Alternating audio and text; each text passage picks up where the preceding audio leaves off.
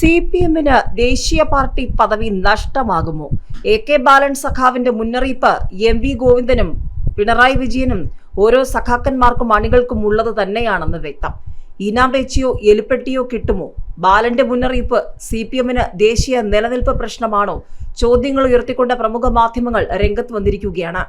മാത്രവുമല്ല, ചെറിയാൻ ഫിലിപ്പും ചില സൂചനകൾ മുള്ളും മുനയും വെച്ച് മുന്നോട്ട് വച്ചിട്ടുണ്ട്. അതായത് CPMന്റെ മുഖത്ത് നോക്കി ചിലതൊക്കെ ചെറിയാൻ ഫിലിപ്പും പറഞ്ഞിട്ടുണ്ട് എന്ന് വ്യക്തം. അതായത് CPM ചിഹ്നമായ അരിവാൾ ചുറ്റിക എന്നിവ മനുഷ്യന്റെ തലയറുത്തും തലക്കടിച്ചും കൊല്ലുന്ന മാരകായുധങ്ങളായാണ് പുതിയ തലമുറ കാണുന്നതെന്നാണ് ചെറിയാൻ ഫിലിപ്പ് പറയുന്നത്.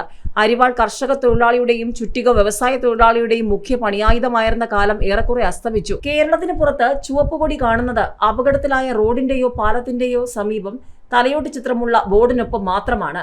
ദേശീയ കക്ഷി പദവി നഷ്ടപ്പെടുമ്പോൾ കാലഹരണപ്പെട്ട ചിഹ്നവും കൊടിയും നഷ്ടപ്പെടുന്നതിൽ CPM നേതാക്കൾ ആശങ്കപ്പെടേണ്ട കാര്യമില്ല. നുകം വെച്ച കാള, പശുവും കിടാവും എന്നീ ചിഹ്നങ്ങൾക്ക് പകരമാണ് ഇന്ത്യൻ നാഷണൽ കോൺഗ്രസ് മനുഷ്യന്റെ കർമ്മത്തിന്റെ പ്രതീകമായ കൈപ്പത്തി ചിഹ്നമായി തിരഞ്ഞെടുത്തത്. AK ബാലൻ പറഞ്ഞതുപോലെ ഈനാമ്പേച്ചിയോ മരപ്പട്ടിയോ ചിഹ്നമായി CPMന് തിരഞ്ഞെടുക്കാമെന്നാണ് ചെറിയാൻ ഫിലിപ്പ് വിമർശിച്ചത്. ഇതിനിടയിലാണ് മാധ്യമങ്ങളും ഈ വിഷയം ചർച്ചയാക്കിയിരിക്കുന്നത്. CPMന് ഈ ലോക്സഭാ തെരഞ്ഞെടുപ്പ് നിർണായകമാണ്. നിശ്ചിത ശതമാനം വോട്ടോ MPമാരെയോ നേടാനായില്ലെങ്കിൽ അരിവാൾ ചുറ്റിക നക്ഷത്ര ചിഹ്നത്തിനു പകരം തെരഞ്ഞെടുപ്പ് കമ്മീഷൻ തരുന്ന ഏതെങ്കിലും ചിഹ്നത്തിൽ മത്സരിക്കേണ്ടി വരുമെന്ന CPM നേതാവ് AK ബാലന്റെ പ്രസംഗത്തിൽ ഈ മുന്നറിയിപ്പാണുള്ളത്. മികച്ച പ്രകടനം കാഴ്ചവച്ചില്ലെങ്കിൽ ദേശീയ പാർട്ടി പദവി CPMന് നഷ്ടപ്പെടും. 2004 43 MPമാരുണ്ടായിരുന്ന CPMന് ഇപ്പോഴുള്ളത് 3 MPമാർ മാത്രം. ബംഗാളിലും ത്രിപുരയിലും കേരളത്തിലും ഭരണമുണ്ടായിരുന്ന പാർട്ടിക്ക് നിലവിൽ ഭരണം കേരളത്തിൽ മാത്രം. ഏറെ പ്രതീക്ഷയുള്ള കേരളത്തിൽ പരമാവധി നേട്ടമുണ്ടാക്കാനാണ് CPMന്റെ ശ്രമം. ദേശീയ പാർട്ടി സ്ഥാനം നിലനിർത്തണമെങ്കിൽ 3 സംസ്ഥാനങ്ങളിൽ നിന്നായി 11 പേരെ ലോക്സഭാ തെരഞ്ഞെടുപ്പിൽ വിജയിപ്പിച്ചെടുക്കുകയോ 4 സംസ്ഥാനങ്ങളിൽ സംസ്ഥാന പാർട്ടി സ്ഥാനമോ വേണം. 11 പേരെ വിജയിപ്പിച്ചെടുക്കാൻ കേരളത്തിലാണ് പാർട്ടി ശ്രദ്ധ കേന്ദ്രീകരിക്കുന്നത്. കേരളത്തിലാണ് സാഹചര്യങ്ങൾ അനുകൂലവും. കഴിഞ്ഞ തവണ ആലപ്പുഴ സീറ്റ് മാത്രമാണ് CPMന് ലഭിച്ചത്. ഇത്തവണ കൂടുതൽ സീറ്റ് ലഭിക്കുമെന്നാണ് കണക്കുകൂട്ടൽ.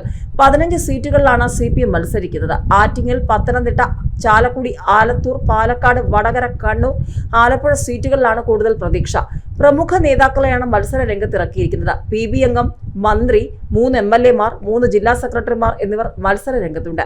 ഇത്തവണത്തെ തെരഞ്ഞെടുപ്പിൽ ഇടുക്കിയിലെയും പൊന്നാനിയിലെയും സ്വതന്ത്ര സ്ഥാനാർത്ഥികൾ CPM ചിഹ്നത്തിലാണ് മത്സരിക്കുന്നത്. പരമാവധി സീറ്റുകൾ നേടാനാണിത്.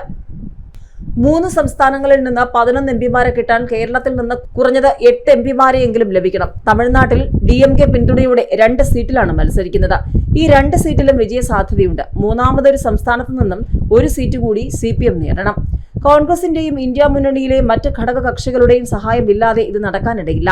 4 സംസ്ഥാനങ്ങളിൽ സംസ്ഥാന പാർട്ടി അംഗീകാരമുണ്ടെങ്കിൽ ദേശീയ പാർട്ടി പദവി നിലനിർത്താം. ഇതിനായി പോൾ ചെയ്ത വോട്ടിൽ 6% നേടണം. അല്ലെങ്കിൽ 25 MLAമാർക്ക് ഒരു പാർലമെന്റ് അംഗം ഉണ്ടാകണം. കേരളത്തിലും തമിഴ്നാട്ടിലും ത്രിപുരയിലും ഈ മാനദണ്ഡങ്ങൾ പാലിക്കാനാകുമെന്നാണ് പാർട്ടിയുടെ വിശ്വാസം. ഒരു സംസ്ഥാനത്ത് കൂടി ഇതേ മാനദണ്ഡങ്ങൾ പാലിക്കപ്പെടണം. അല്ലെങ്കിൽ AK ബാലൻ പറഞ്ഞതുപോലെ പാർട്ടി പ്രതിസന്ധിയിലാകും.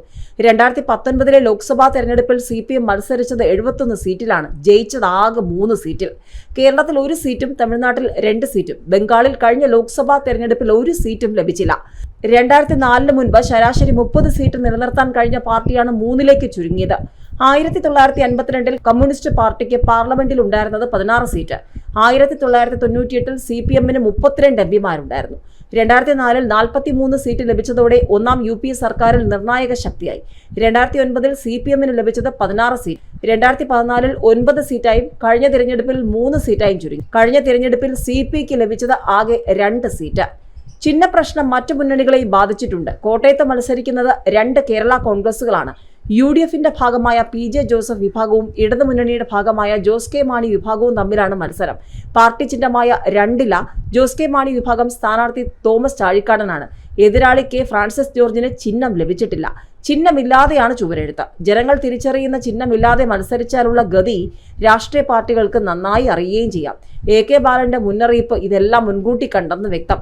AK ബാലൻ പറഞ്ഞത് ഇടതുപക്ഷത്തിന് ഔപചാരിക ചിഹ്നമുണ്ട്, അരിവാൾ ചുറ്റിക നക്ഷത്രം. അത് സംരക്ഷിക്കണമെങ്കിൽ നിശ്ചിത ശതമാനം വോട്ട് അല്ലെങ്കിൽ നിശ്ചിത എണ്ണം MPമാരുണ്ടാകണം. അതില്ലെങ്കിലോ സ്വതന്ത്ര പാർട്ടിയുടെ പരിഗണന മാത്രമേ കിട്ടൂ. നമ്മുടെ അംഗീകാരം നഷ്ടമായാൽ തെരഞ്ഞെടുപ്പ് കമ്മീഷന് ഇഷ്ടമുള്ള ചിഹ്നമായിരിക്കും തരുന്നത്.